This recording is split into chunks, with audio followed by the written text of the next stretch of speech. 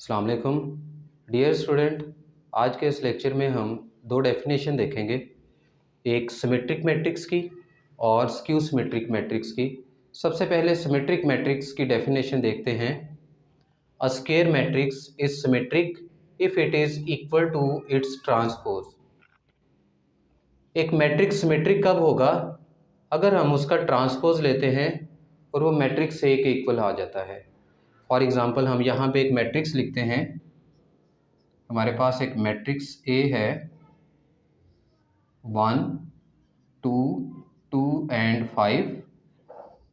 इसका ट्रांसपोज अगर हम लेते हैं तो ट्रांसपोज में हम क्या करेंगे, जो एंट्रीज रोज में है उसको कॉलम में लिख देंगे।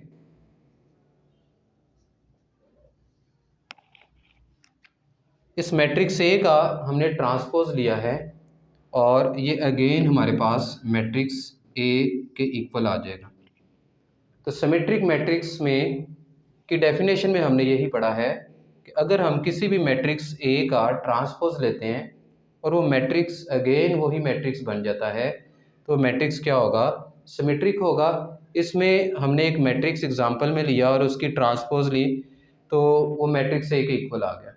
इट मीन्स जो मैट्रिक्स ए है ये मैट्रिक्स सिमेट्रिक है।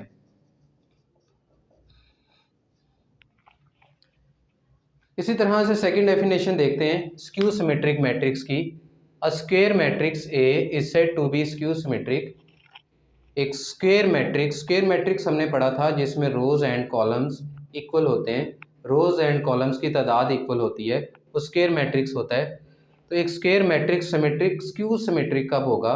जब हम उसका ट्रांसपोज लेते हैं और वो उस मैट्रिक्स के नेगेटिव मैट्रिक्स के इक्वल आ जाता है तो वो स्क्यू सिमेट्रिक मैट्रिक्स होगा। हम इसकी एक एग्जांपल देखते हैं। एक मैट्रिक्स लिखते हैं, इफ मैट्रिक्स ए 0 2 -2 एंड 5।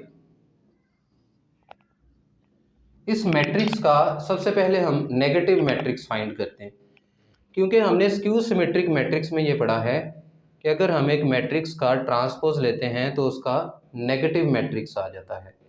तो इसका नेगेटिव ऑफ ए देखते हैं। नेगेटिव देखते हैं क्या आता है, -a। नेगेटिव में हमने ये पढ़ा था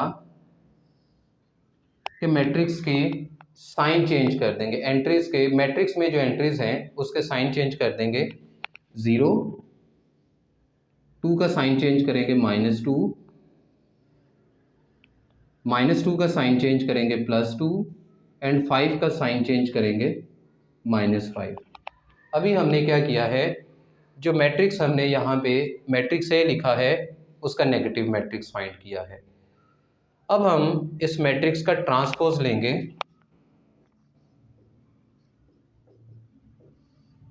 इस मैट्रिक्स का ट्रांसपोज होगा 0 2 -2 एंड 5।